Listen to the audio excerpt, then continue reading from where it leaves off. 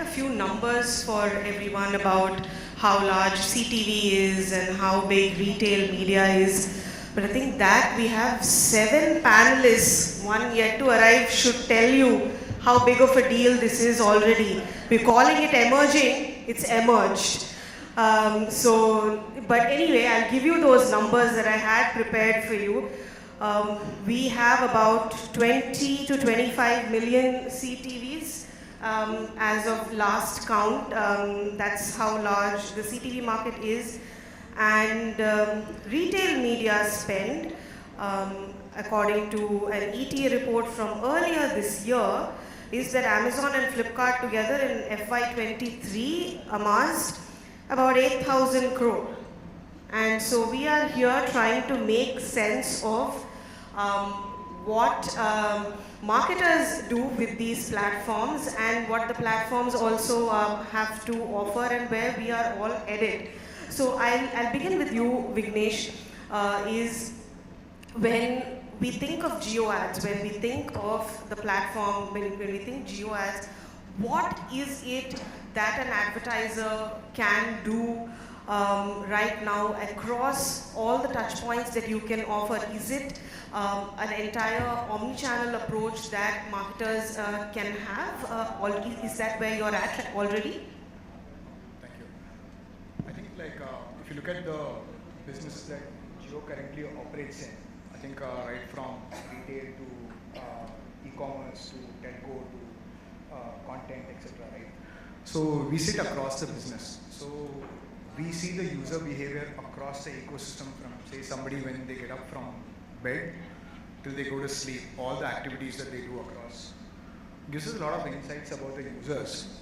Now, we are able to use these insights to basically deliver targeted advertising to these consumers depending on where they are.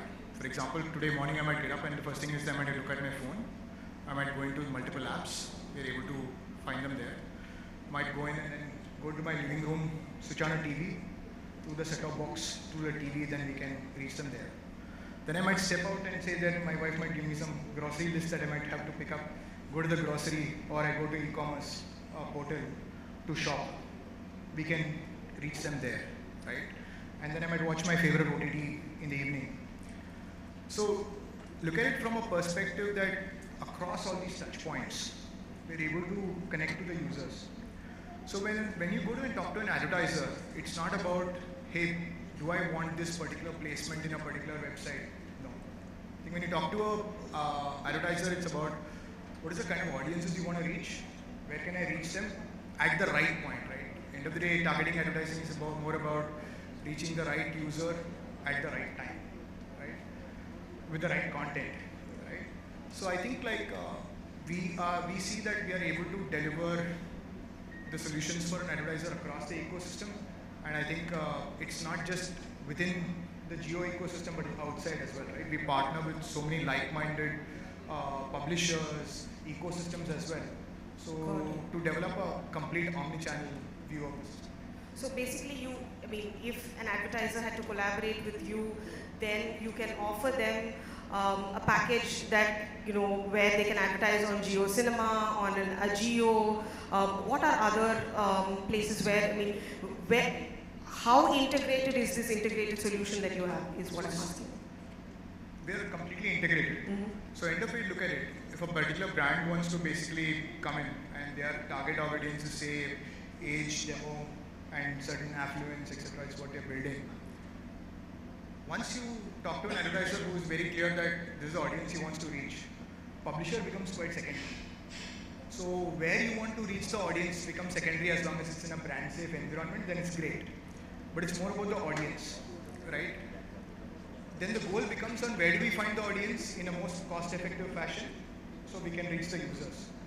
So we work with more than, outside of Jio as well, we work with more than 40 plus publishers outside, and that list is growing, right? End of the day, we are able to build tailored solutions. So for example, if you're talking to a retail brand who wants to basically look for users who are in market to basically buy a certain product, then the solution would be tailored to them.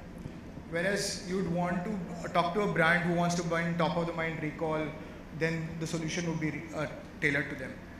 So we can, because we sit across the ecosystem, we are able to build a solution that is tailored for a particular brand.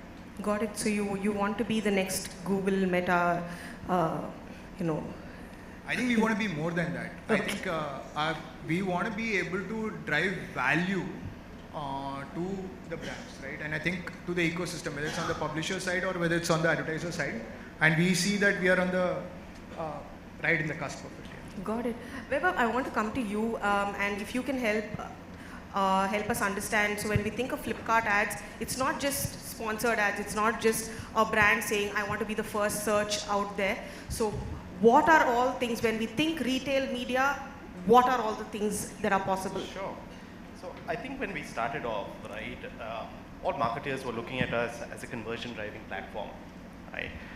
So search ads and how do we help brands and marketers reach out to consumers in the search funnel was one of the most important things that we started off with. But if you take a step back and look at how consumer behavior is evolving, right? Where are they starting off their search today? Where are they looking at ratings, reviews? It's all beginning to happen on e-commerce platforms, right? So it's no longer just about conversion driving. It's also about how can I build awareness on your platform, right? I can give you some examples, right? So we recently worked with Samsung. They really wanted to talk about, the Galaxy AI phone that they were launching and the feature that they were launching about Galaxy AI. So we created this entire 360-degree solution which went across the entire app, right? From when you power up the app, they came on board as a sponsor for our largest event, right? In May, the second largest event that we have, which is held in May. And we gave them a presence across the app, across the consumer funnel. So right from you firing it up to the home page, to product pages, to search, right? We also took them off platform, right? So we do have capabilities today where we've partnered with Meta, we've partnered with Criteo, and using our consumer insights, we work with them to reach out to consumers even outside the platform, right? So that's the kind of 360-degree solutions that advertisers are now coming to us and asking us for. And I think the results just speak volumes, right? We were able to increase the search volumes by 3x during that period of time. So it's no longer just about measuring that final sale. We'll continue to do that, and that's very, very important. But I think marketers today are looking at retail media more than just driving conversions. It's across the funnel. How can you guys help us reach out to our consumers? Got it. Pallavi, I want to come to you. I mean, you run an apparel brand, and I'm guessing that retail media is a huge part of the marketing channels that you use. So can you tell us a little about how you use it, and where are places where it has been very effective for you? So we are a brand in Vaibhav's huge Flipkart universe of brands. It's surprising how we've never met, but I think HRX as an example is great for me to sort of share here as a case study, because it was a digital brand for the last 7 years. It's been built digitally, it's been built on an e-commerce platform. And when we started building HRX, we had beautiful brand assets in the form of Hrithik, Roshan, and you have all the ammunition, you're ready to go raring. But the assessment was that TV viewing is kind of diminishing.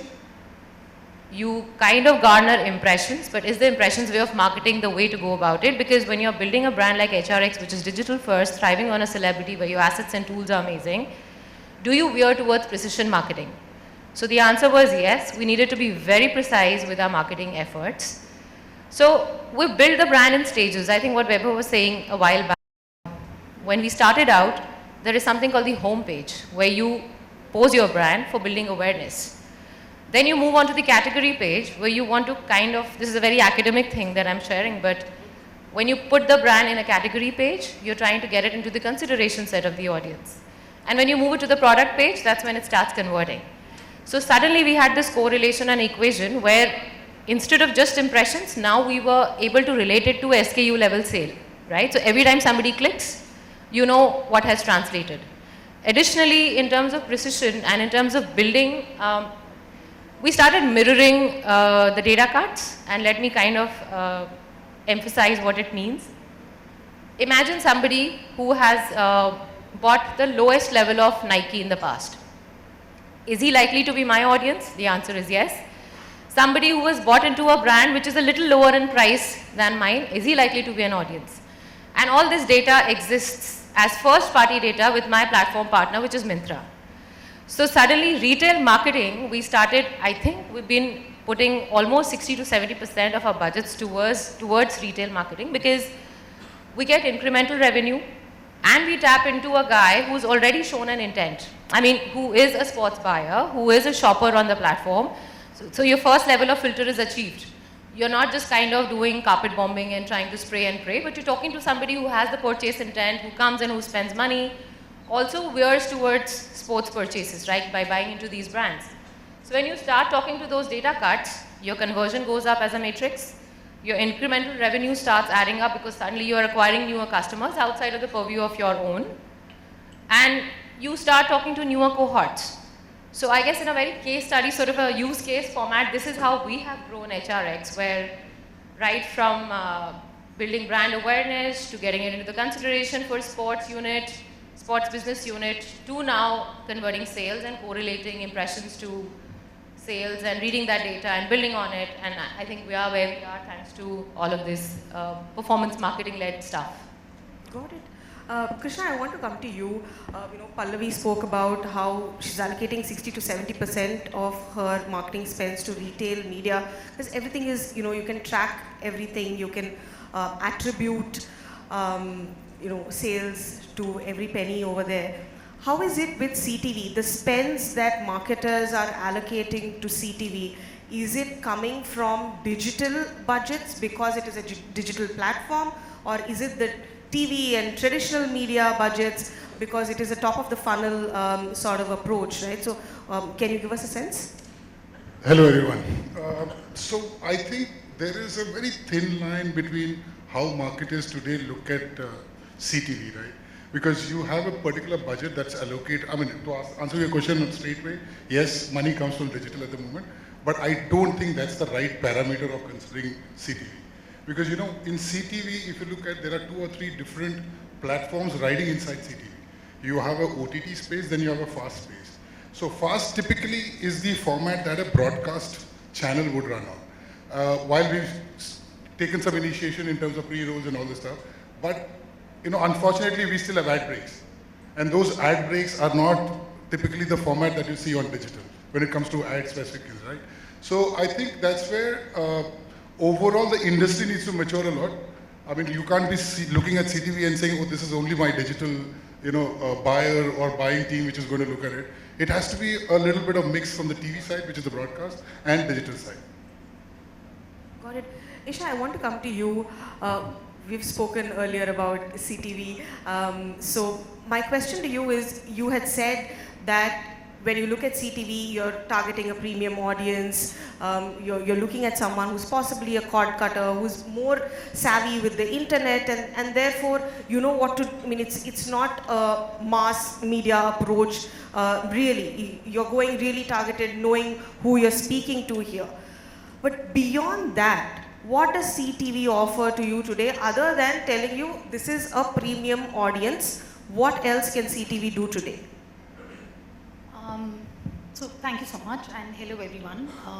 I think CTV has gone mass enough, and it has delivered mass for us as well. We recently advertised on IPL for our brand Naukri. I don't know how many of you caught the Naukri ad on IPL, but the moment you take CTV for a live event like a World Cup or an IPL or any of those events, cricket for instance brings the entire nation together.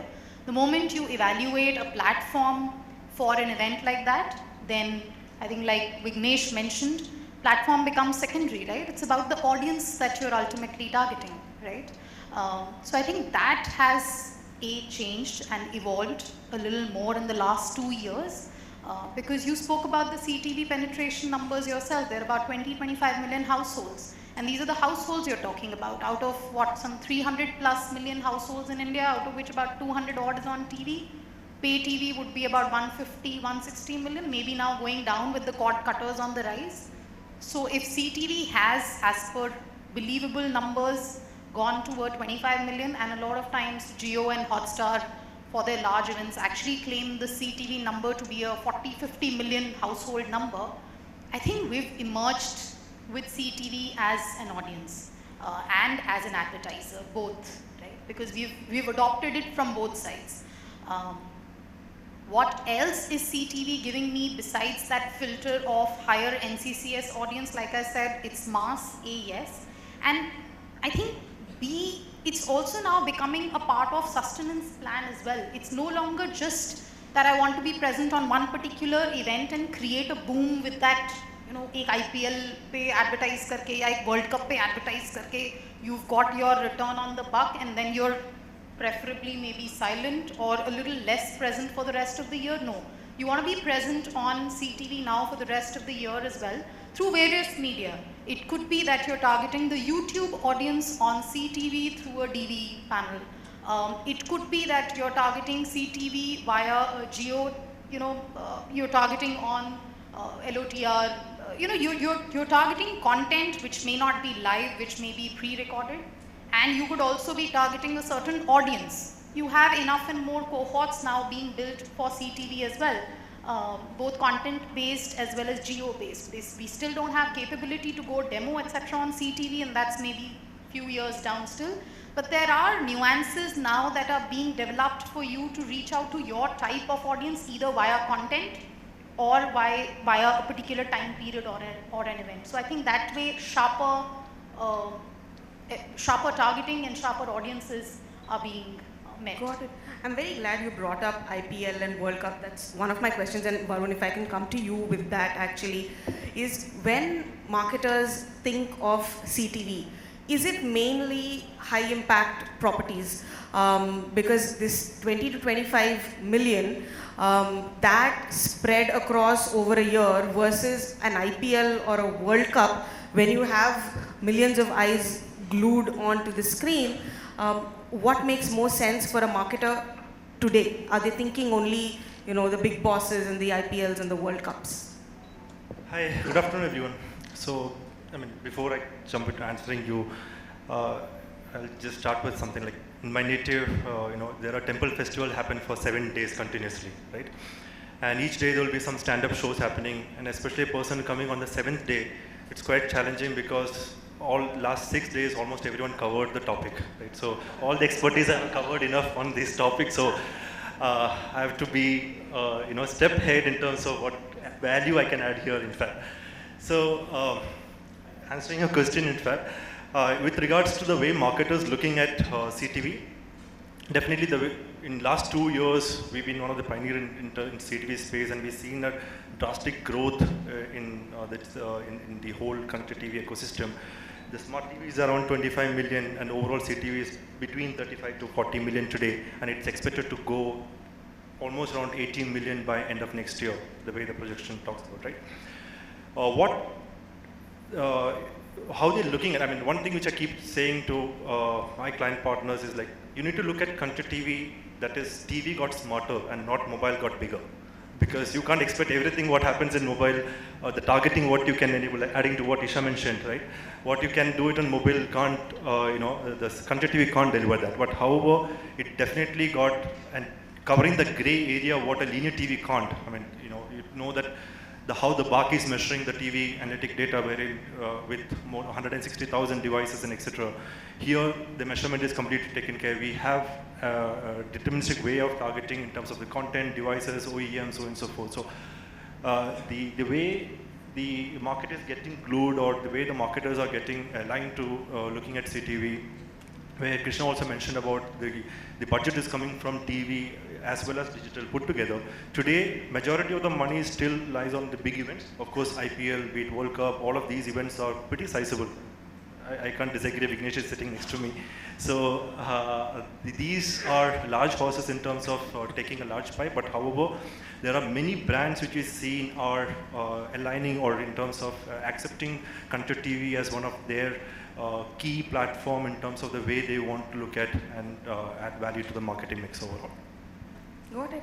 Vignesh and Vaibhav, I want to come to you with this question. There's a problem that marketers have with the Metas and Googles of the world is that, you know, they are walled gardens, right? So there is no uniform measurement for digital media. And with platforms such as JioAds and Flipkart ads building out their own offerings for advertisers, there will come a time when marketers will want to measure whatever they are doing on JioAds similarly to what is happening on Flipkart. I mean, I should have the same metric. So are those conversations, are you discussing these things internally? Because now, you know, the scale might be small, but 8,000 is for across Amazon and Flipkart is still not small. But that demand will soon come. What are you people doing about it? So we are already an open ecosystem. We are not a walled garden. So any marketer or any advertiser should be able to measure what they're doing across the platform. So that way we are quite open as an ecosystem. So it's not something we're thinking of, this is something we're already doing. I think if you talk, I mean, I can't speak for Flipkart, but I think like when we speak to advertisers who I think we both commonly reach out to, anyone who's advertising on an e-commerce is all the conversation is focused on ROAS, right? I don't think the ROAS metric changes whether it goes to Flipkart or whether it comes to us. The ROAS metrics is the same, right? So I think we are all speaking the same language here. Will it take time for us to calibrate and reach to the level of expectation that current unorganized affiliates plus the entire performance marketing ecosystem is currently driving, which is slightly opaque versus us being transparent? I think it will take some time, but I think we are getting there quite fast, right? I think whether it's, say, today a brand advertises with us on Ajio or a JioMart, right? We are able to provide them complete visibility in terms of what's happening from top of the funnel to, say, sales, right? We are able to provide end-to-end visibility. We are able to optimize at an event level, right? That's something they are able to do today, and I think that's already become the industry standard. I think in retail as well, on e-commerce as well, I think the monetization has grown to such a scale. I think the standardization is already there, at least amongst the e-commerce majors, in terms of measurability and in terms of deliverance. Vaibhav, you agree? Is that what Absolutely. you're working on? I completely agree, right? What is one of the biggest advantages of retail media is the fact that right from an impression to that final sale, I can give you that transparency, right? When you work with some of the bigger platforms, right, the walled gardens that you were referring to earlier, you don't get that transparency, right? So that's one of the biggest advantages that we have as retail media platforms. Today, an advertiser knows exactly from that impression how many has he been able to convert and actually result in a sale. That's one. The second thing, right, that we are actively investing very, very rigorously in is to also not only provide the marketing metrics, which all advertisers are used to, but we've launched a platform called Iris. Now, Iris as a platform, our focus and our vision with it is to really democratize consumer insights, right from how is your brand performing to competition, right from, you know, on your organic, how does your funnel work versus inorganic, how does your funnel work? What is the kind of search term volumes, which are the most searched keywords for your particular brand? If someone has clicked on your banner but has actually bought another product, what is that product that they've bought? So at Flipkart, we're very focused in democratizing these insights. We've launched this platform, Iris, and I think very, very excited. Advertisers are very excited about it, and we're really looking forward to continuously evolving and giving more and more insights on this platform. So, right, I think, you know, we'll see things like ratings, reviews also coming in and becoming a very, very powerful tool for marketers. Go ahead. I just want to add one point to it. I mean, I agree to Vaibhav in terms of the way retail as a platform is completely attributed. I mean, you can track the journey from the start to end. However, I would say the marketers should look beyond ROAS on retail media. The reason being is it's not just about, everything is not about the way you can track from an impression to a sale. You need to look at the advantage and the capability of the platform. Retail as a platform is a very powerful platform, unlike any other regular app and web standpoint, because you are able to reach out to a transactional users who is a core audience whom you want to engage with based on their intent and the interest. And that is something which you need to look at, not only just the sale, but also how to build a brand identity, how to engage users at different life cycle of their purchase pattern, making it discoverable, focusing on discovery, especially in two ways, endemic and non-endemic brand standpoint. Right? Endemic is where you can create a ROAS, but however, there are many brands which are non-endemic. Now, how do you build an equity for the particular brand or that particular clients in retail space where, for an example, retail as a platform is fantastic for all the credit card or banking applications because you are engaging with each and every transactional user.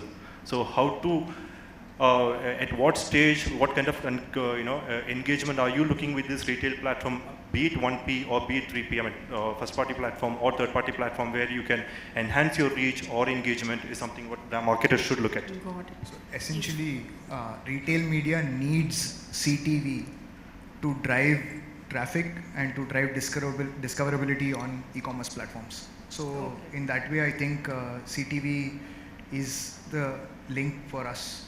Yeah. Okay, got it. Pallavi, Esha, I want to come to you.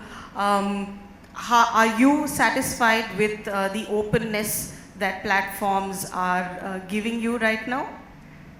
I mean, I love elucidating whatever they say with my case study because I live that every day. You know, with the advent, and I'll just kind of touch upon the point that Varun mentioned. Retail marketing is great, but it needs to be applied to the right stage in the life cycle of the brand, building, the whole cycle. So I wouldn't say that this is what we used to thrive on or this is what we solely used. I don't think you can build a brand solely with retail marketing. It's a great way of kind of driving traffic, discovering a new brand, but brand building takes much more. However, in the 6th or the 7th year of our journey, now it makes a lot of sense. It has transformed our AOP planning. We've kind of gone around and we've discovered a way of doing a simple derivative of a formula now because we understand that if you spend this much, you get 3x, 4x in revenue and therefore the whole process kind of falls in order. And also every penny spent literally translates into some kind of transaction and some kind of, so it's now only at the evolved stage. It's a necessary evil for us, but I don't believe the quote-unquote the burn model, as it's called, is the right way of building a brand. So not early stages of a brand building process, but at this stage, we need to, especially because we are a platform-driven brand. We're a part of a very big platform. Discoverability is important. Consideration is important. Constantly trying to attract new cohorts is important. So all of this matters a lot because that's where you draw a newer audience. I mean, we do high impact marketing during IPLs and World Cup and all of that because it's a sports audience, it's the fitness audience and you need to talk to them at some level. And in some way, appointment viewing is over, television is over for us. We have started resorting to this. Now, there's an ambiguity whether it's digital or it's high impact media for me, but that's what it's boiled down to because I need an asset which sweats from 8 a.m. to 11 p.m. in the night, right? Because everybody's there on e-commerce, on their mobile, shopping all the time. So I can't fall back on an appointment viewing sort of an arrangement to get the return for my buck. So this is the perfect sweating asset right from 8 a.m. all the way to 12 p.m. The shopping window is on. And yeah, I mean, this is where we are headed right now. This is what we continue to do for the next couple of years till we, again, resort to newer developments and brand building exercises. Esha, if I can come to you, so if you had to compare the openness of platforms like JioAds or Flipkart, the platforms we're talking about today as compared to the behemoths, Google, Meta that you work with, is the transparency that you have better? So I'd say relatively better, but I still want more, I'm still greedy. Yeah, always should, right? Dil mange more. So I think areas that we still can go deeper and get the breadth and depth of more information, there are still plenty and more. All right. Actually, there are two parts to it. One is the variables that we get as of today, and what more variables can I ask for, right? Some variables are intentionally not shared. And then the second part of this entire story is the authenticity of the data, because whoever is giving me the data is the one who's also owning the data, all right? So there's this a relatively decently large question mark sometimes on some of the very large numbers that are claimed by certain platforms, all right? And they get bigger and bigger with bigger and bigger events. So I think those are the two segments. Now, can I get on retail, for instance? We've spoken about Amazon and Flipkart, the way, the amount of granularity of data that an Amazon and Flipkart can provide. I'm in the business of selling services, right? I'm talking about Naukri, Jeevan Sathi, 99 Acres. That's the company I'm representing here, Shiksha.com as well. So when it comes to those classified service, I'm not really selling a product per se, which will be very relevant in the search result of a person who might be shopping for, I don't know, let's say a shoe or an HRX t-shirt. But what might be relevant for me is the granularity of information that a Flipkart has, that let's say XYZ cohort of users have been shopping for more than 40,000 a month. And hence, is that audience relevant for me when I'm looking to target a person who's wanting to buy or sell a house, all right? So those are the indirect ways of audience parameters that I get in order to sharpshoot who I need to target. Now, can this audience really help me get the ROAS positive? I'm still doubtful. We haven't reached that stage. But a lot of performance marketing that we run on the Googles and the Metas for similar audiences has been, profitable. So the ROAS is better there. The ROAS can be better there. So maybe there is some more depth of information and some more automation and, the algorithms at the back end that can help me keep getting my campaigns better, just like they work on the Googles and Metas. If they could work here, they would be better. And the other segment, like I said, is more about needing a little more reliable information. If the claim is that my campaign reached 200 million audiences, is there a way for me to validate it? Maybe the industry needs something at a larger level there too. I hope that's feedback for the two of you to work on. Krishna, I want to come to you. Something that I missed asking you earlier is, so while the budgets might be coming from TV and digital, it is that hybrid medium CTV. But I also, if you can throw a little light on the audiences that marketers are trying to target via CTV. Is it that the HD channel budget is moving to CTV, or are there markets where perhaps CTV has not penetrated as much? If you can give us a little overview of that. Yeah, so let me start from where Varun left. Today, if you look at this entire ecosystem, from a 35-40 million, we are going to hit about 80 or 100 million. And that would be pretty soon, like 2-3 years down the line. Now, if you look at even today, if you look at television as as an industry, HD is minuscule when it comes to the entire buying, right? Today, even people want to hit the masses, and to go to masses, you need the SD route by default. When you look at CTV, here the experience has changed, and thanks to COVID, which is now probably old news, but initially when people used to watch their content on mobile, that is now shifted to CTV. Cord cutters today, if you look at any of the OTT platforms, be it a Jio, be it a Hotstar or any of them, today there is family viewing that is happening. So the audience that you are targeting is multiple different generations, right? Right from an old grandfather to a father to a mother to a kid, whatever, right? So there is an audience which is more curated, and you can, it can be a mass. Any advertiser can be a part of CTV by default because you have the audience sitting there, and co-viewing has become a norm these days by default. So I think today it's not HD money that is coming to digital, it's pure digital, which is still being CTV is funded by digital completely at the moment. But if you look at, is that the right way of doing it? No, I don't think so. But I hope, like Esha just mentioned, if there are far more transparency in terms of data being reported, and if there's an agency which comes and picks up and starts doing universal ratings for everyone, a lot of things can change here. We are almost out of time. We have 50 seconds. Does anybody have a question? Anyone on the panel? Yes, we have a gentleman. Can someone get him a mic? Or maybe, yeah, we can hear you, yeah. Can state your name and keep your question short. I'm Chetan, I'm working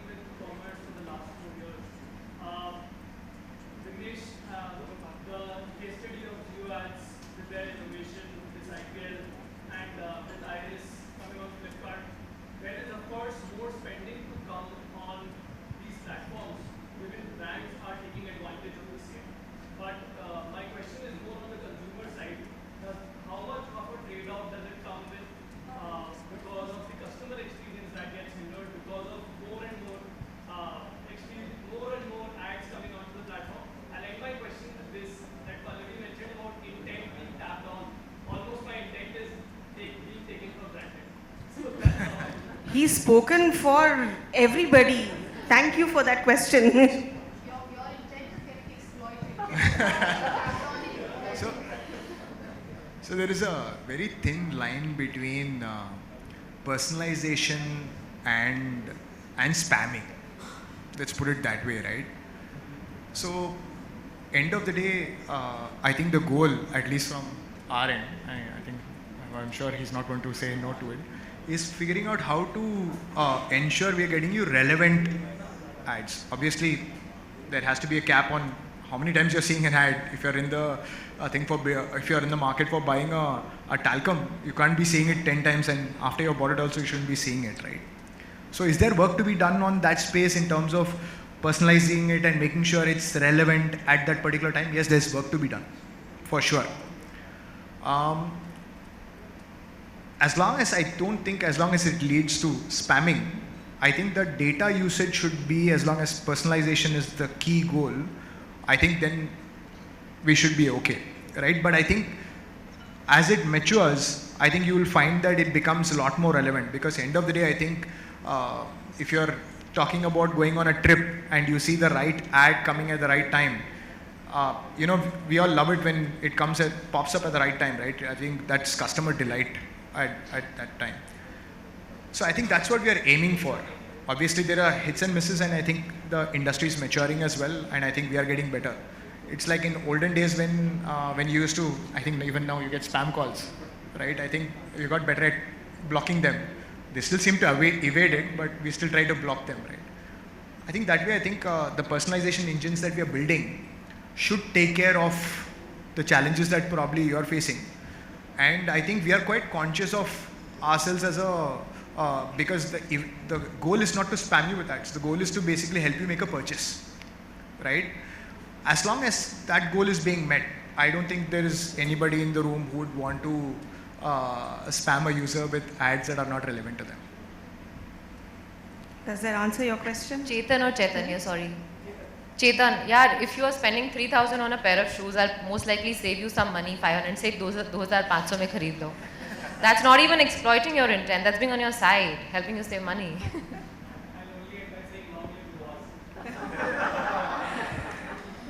Thank you everybody.